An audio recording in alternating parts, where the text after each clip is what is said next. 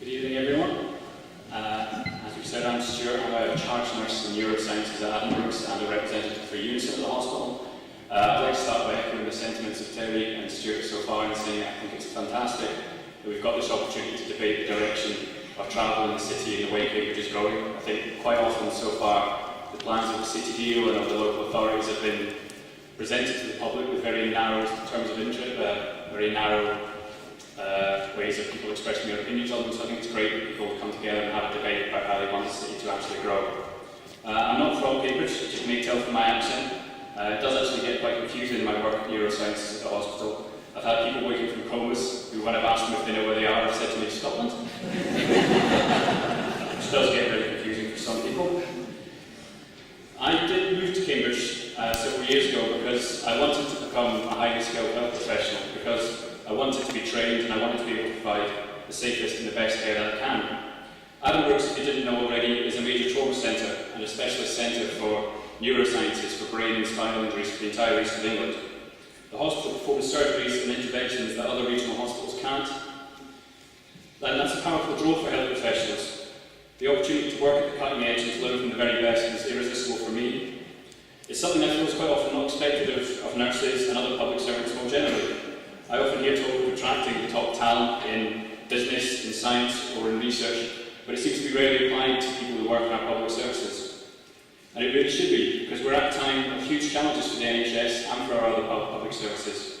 More and more is being expected: better services, transformations in the way we provide care, greater cooperation between acute hospitals and the community, but all with less funds and less staff. It's been likened to trying to turn your dinghy into a speedboat at the same time as bailing it out. Healthcare is increasingly complex and challenging, and we need to be able to attract ambitious, energetic and determined people to provide the services that we need. Yet we pay carers in the community barely the minimum wage, or barely more. We're often hearing talk about neglect or poor care services, but we seem unwilling to provide carers a wage that would enable them to have a stable life, or to fund the training and education necessary to help them be the best that they can be.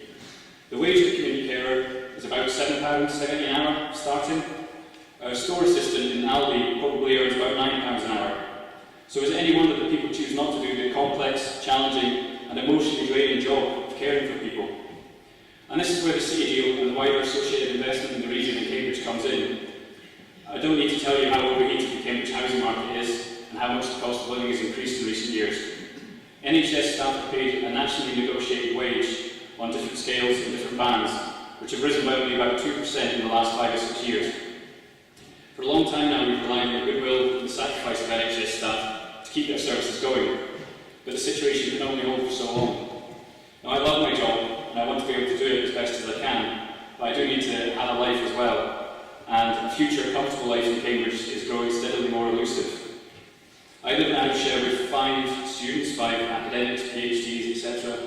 Now, it's not awful, I'm not complaining, but having done 10 years of communal living while being a student and while working in Glasgow, I would quite like some privacy. I would like to be able to get into the bathroom before I go to my shifts, and after 13 hours coordinating the neuro block at the hospital through the night, it is frustrating to be able to come in and not get to the oven to cook your dinner. My mother visited me recently, and in my house she commented, she said to me, I don't know if I could live like this. And it did make me angry to comment.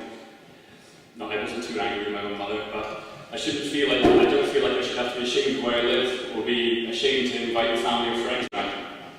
I did go to university, I slogged my way through placements in the NHS, and I worked doing minimum wage care work as well. And I've worked hard at my job since I got here, but still I'm unable to afford to rent or buy a good home in the city. And I'm in quite an enviable position. I'm a Band 6 charge nurse at the hospital, and I spend most of my time supervising or directing the care and work on the wards that I go to. And we rely on Band 2 or Band 3 healthcare assistants to provide most of the direct care to patients, to wash them, to feed them, to change them. And it's a job they perform admirably and with dedication and patience in very challenging circumstances, but I've got no idea how they manage to get by on the wage they've got, how they can provide for their families or pay their rent. Most, to be honest, drive for miles around Cambridge from villages and the other towns because they can't afford to live locally. And it's planning a future here that's the most painful thing. My girlfriend is also a nurse at the hospital, and I want to be able to provide for her and possibly provide for her family in the future, but in Cambridge I just can't see how that's going to be possible.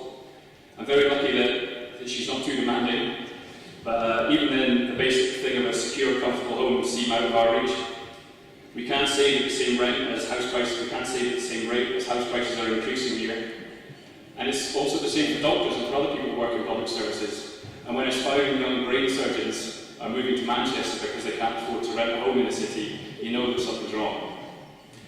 And we're here to talk about investment in Cambridge, but we can't divorce that from the reality of what's happening to our public services. When I got here, I was lucky enough to be given specialist training in nursing patients with spinal cord injuries at the London South Bank University. But cutbacks mean that training like that for adult nurses is completely under threat. And not only does that jeopardise the safety of patients being cared for in our specialist centres, but it means less recruitment of aspiring and ambitious healthcare professionals. And the level of stress and pressure of working in a packed, strained hospital is enormous. And when you add in the need to squeeze every penny to meet a target of £49 million savings this year, and you've got a toxic work environment, the local NHS, to be frank, is running on fumes, and if nothing's done to address the cost of living here, the engine will surely at some point give out entirely. It's short-sighted not to recognise this and to keep piling on the pressure that the City deal and the recent New Ocean deal are doing. Both say good things about affordable housing, but the reality is they're driven by a desire to provide more growth, more investment, and bring more jobs and more people to work here. And key in every one of these deals is the desire to deliver this growth. But we should always be questioning whether this growth, this investment will actually make us healthier or make us happier.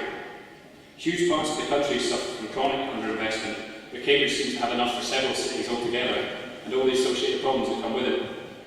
Now, I think that good public services are an integral part of healthy communities.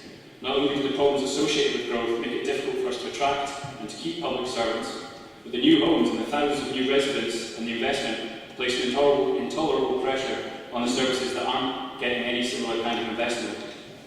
One of the key reasons for the financial problems that Addenbrooke's faces is the inability to perform the specialist surgeries or the treatments that we need to do as a specialist centre, because all the beds are filled up with patients from in Cambridge and around there.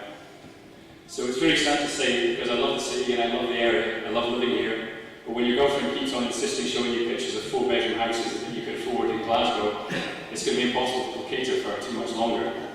So, and I feel there's a lot of public servants and a lot of people in the hospitals and schools that we feel much the same. So I'm glad to see that people are questioning the deals that were being offered and questioning whether this actually is good for people to live here and good for our communities. Thank you.